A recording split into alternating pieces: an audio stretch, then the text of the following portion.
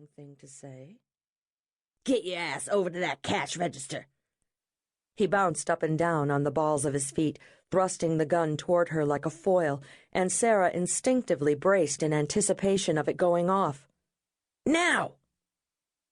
Sarah gave up on the whole try to make a connection with the criminal concept, quickened her pace, and lowered her eyes while she thought desperately, trying to come up with an angle, some way to get out of this mess.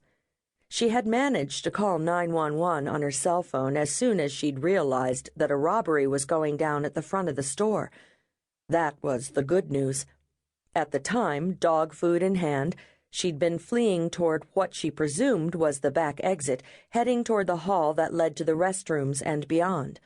Before she'd had a chance to say a word in response to the operator's brisk 911, this guy had come charging out of the ladies' restroom and down the hall, and she had been forced to change her path and thrust the still-connected, she hoped, cell phone into her purse, where it remained. Since it was her cell, though, even if the operator didn't just automatically disconnect the silent call, even if the operator followed through, the address that would come up was her home. There was no way to connect the call to this location at all. That was the bad news. Even worse news was that even if the cops realized what was going down, even if they knew it was her, they probably wouldn't come anyway. Just at that moment, she was pretty sure she was riding the #1 spot on their least favorite persons list.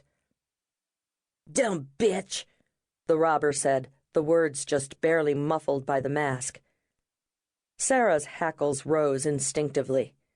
Bitch was one of those words that pushed her buttons, even though she'd been called one often enough that she should by all rights have gotten over it by now. Don't answer, she cautioned herself. She was almost even with him by this time, close enough to smell his acrid scent. Apparently, either he didn't believe in showers, or nerves were causing him to experience a serious case of deodorant failure. Whatever, he reeked. The aisle was only about 3 feet wide.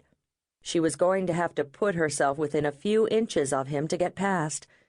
Goosebumps raced over her skin at the prospect. Of course, they could have been caused by the frigid breath of the cold cases to her left hitting her arms and legs, which were bare because she was wearing shorts and a tank top in deference to the 90-degree heat outside, but she didn't think so. She was pretty sure that prickly feeling she was experiencing was pure, galloping fear. Which, in a weird kind of way, was actually a positive. She'd thought she'd lost her fear of death sometime during the past 7 hellish years. In fact, deep in the dark of night, when things got really bad, she could have sworn she was looking forward to it.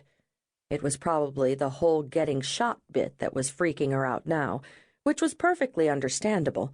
Nobody in their right mind wanted to take a bullet, especially over a quick run to the store for dog food.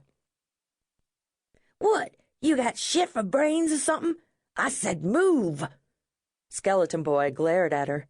He was bobbing impatiently, making coins or keys or something metallic in his pocket jingle.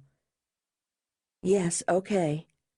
Sarah kept her voice soothing as she ostentatiously picked up the pace. Her flip-flops made quick little slapping sounds against the hard, smooth floor. It was interesting to realize that the closer she got to him, to that unsteady gun, the harder her heart pounded. However her mind felt about it, her body clearly wasn't okay with the prospect of imminent death. She was breathing fast. She could feel herself breaking out in a cold sweat, and her stomach was tying itself in knots. Even her knees felt weak. What did it say about her life that being scared to death almost qualified as a good thing? You okay back there, man? The second robber, the one at the front of the store, called. What you doing? Yeah, Skeleton Boy answered. Everything's under control. His gaze swung back to Sarah. His voice dropped. I'm warning you. Don't fuck with me. Run. The look in his eyes turned deadly as he pointed the gun at her. Sarah got the impression that now his machismo was at stake, and obediently